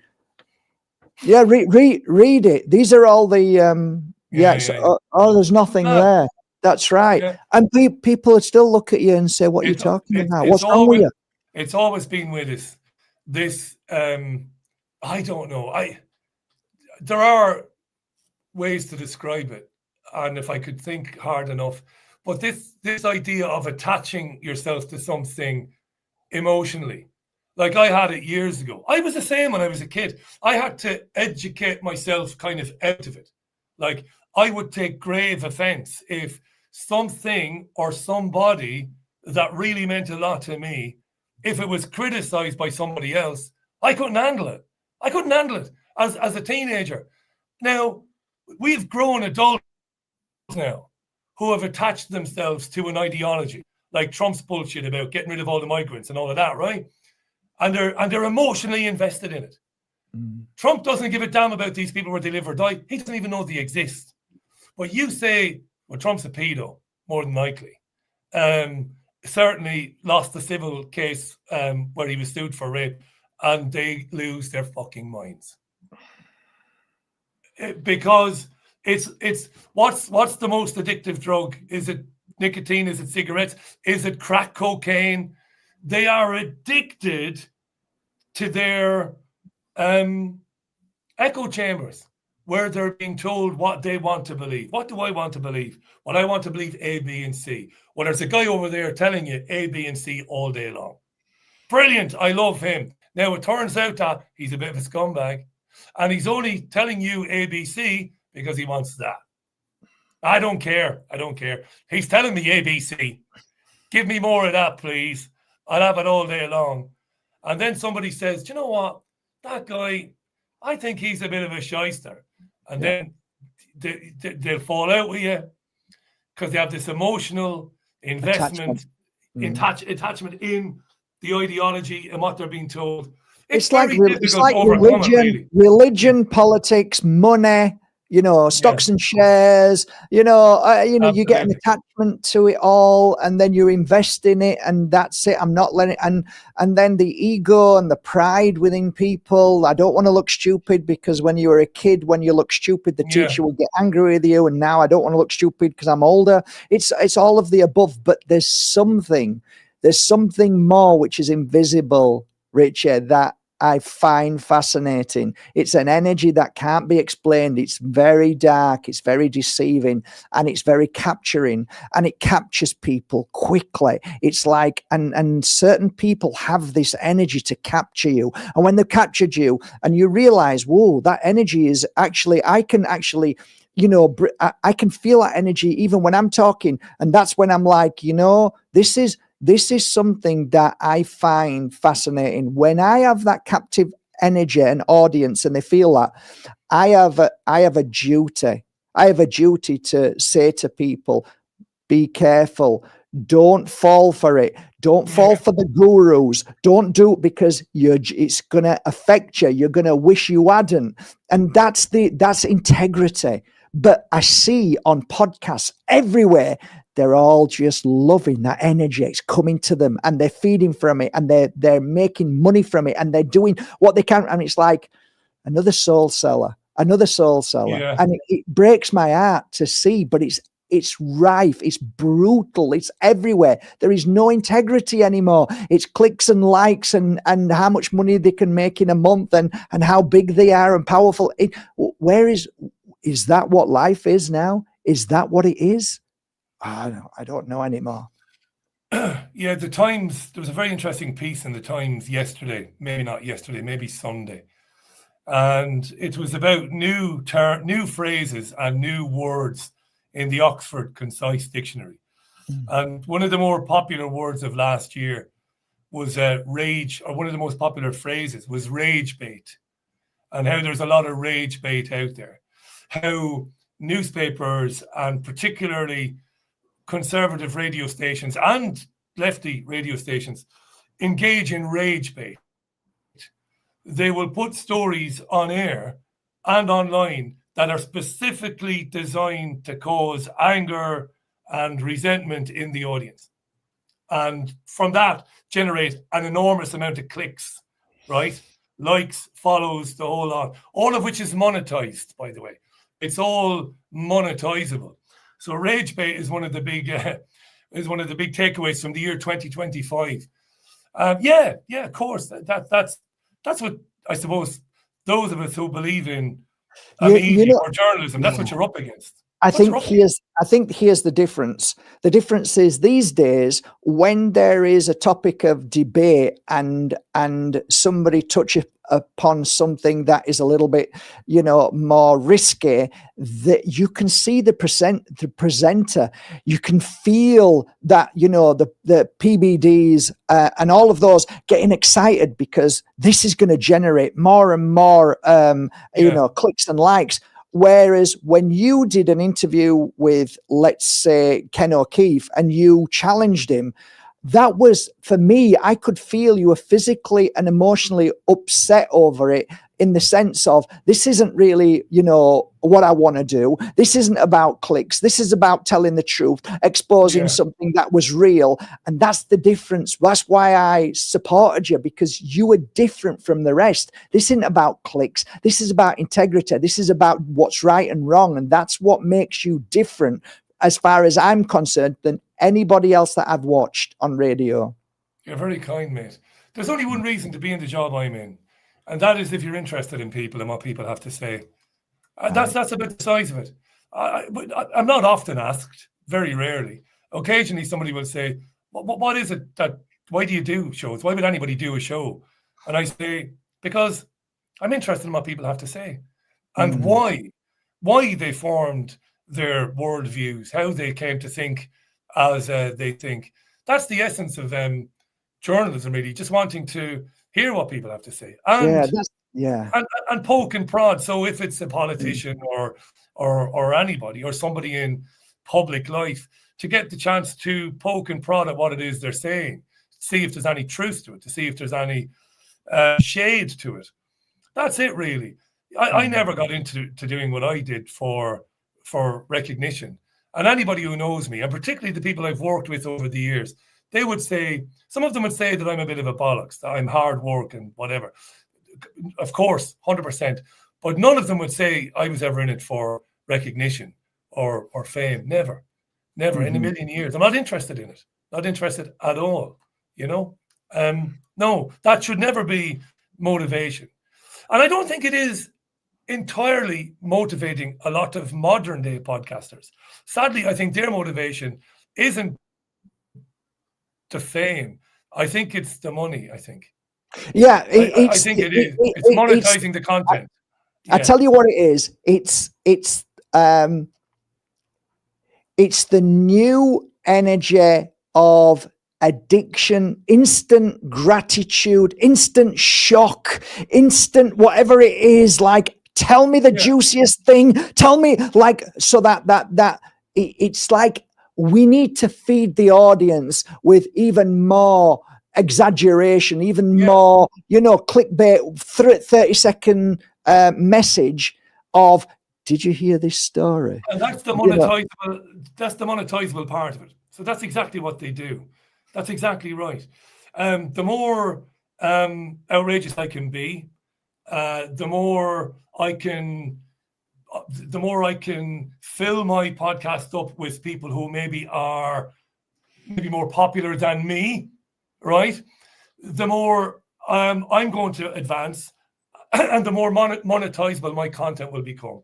And when you're in that model, when you're only interested in growing it because you want it to be monetizable, you then, whether you know it or not, you're actively or subconsciously seeking out the thing that will generate more.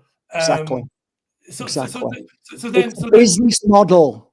That's right. That's exactly right. So that type of business model, that person is not interested in long form open discussions about what's going on in the world and why. They're only interested in, this is going to get me 100,000 clicks.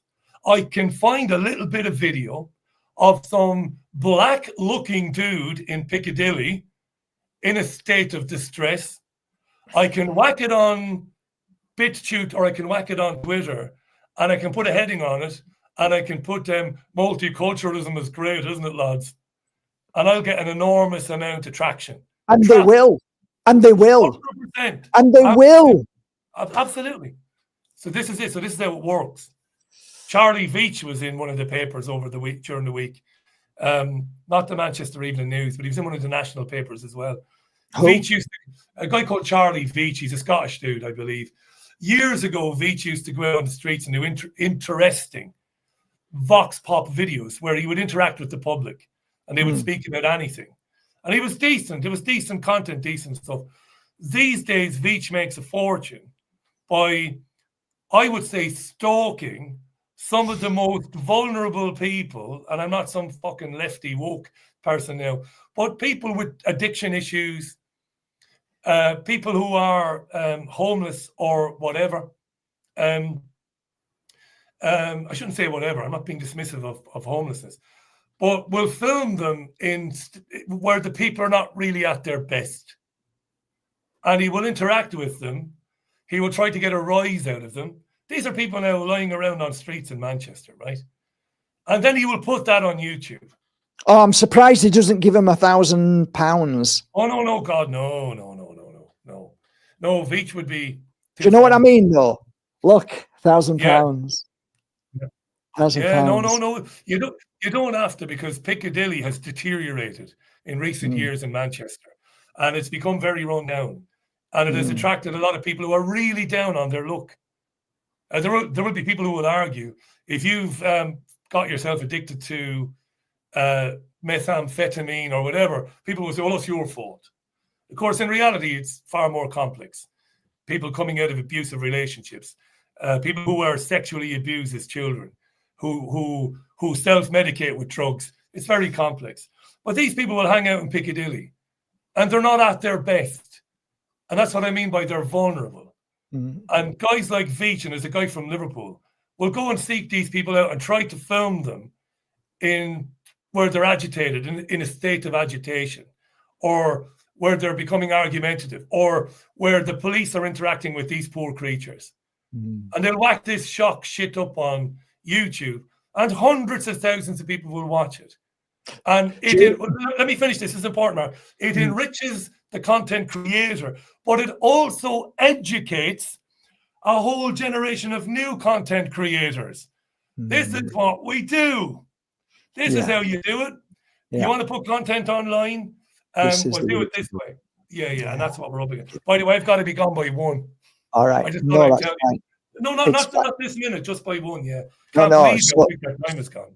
Yeah, absolutely. So there was a wonderful man that used to come on your show, and never heard of him before, and then I heard him and fell in love with what he was saying, and up to this day, and he's gone now, he's left this world, and he was called Jordan Maxwell. And Jordan Maxwell says, you get the government you deserve, and you deserve the government you get.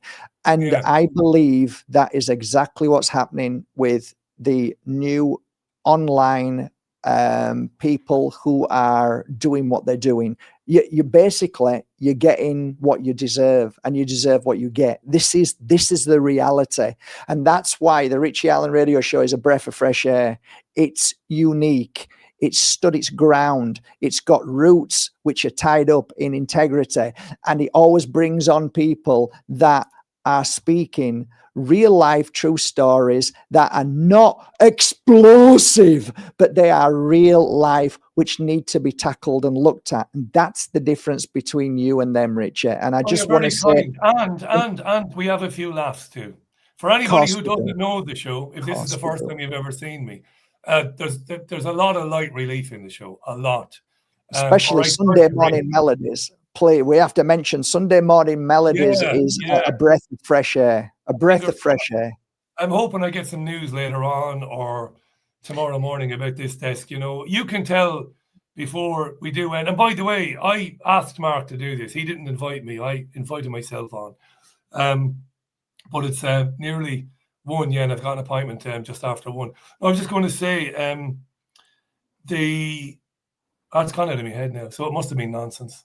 It's no, but at the end of the day, Richie, I just want to say thank you from everybody who loves the show and loved it from day one. And it just shows how powerful the show is, because when I speak to people and interact with them, they say, oh, I remember when he first started, which means that you've gained, it's not just people coming on and going, it's you've got a solid foundation of people who've loved you from day one, which shows you everything. It's more powerful than any other way of looking at algorithms and all that. You have an amazing support who have gone with you from day one right till now. That shows how powerful the show is to me. So I just want to leave it at this. Thank you so much, Richie. Thank you, mate, for having me. For doing everything that you do. And listen, have a break, have a Kit Kat, relax. Don't worry, that it'll come when it comes, and then we'll be geared up and ready to listen to the next Richie Allen show. And whatever you decide to do, I honestly say this from everybody, we will support you in any way we can, because we love the show. We love it. Thanks, Richie. Thank you for everything. I'll speak real soon. And thanks for today. It's been a blast. Yeah, thanks, Richie. Take care, buddy. Bye.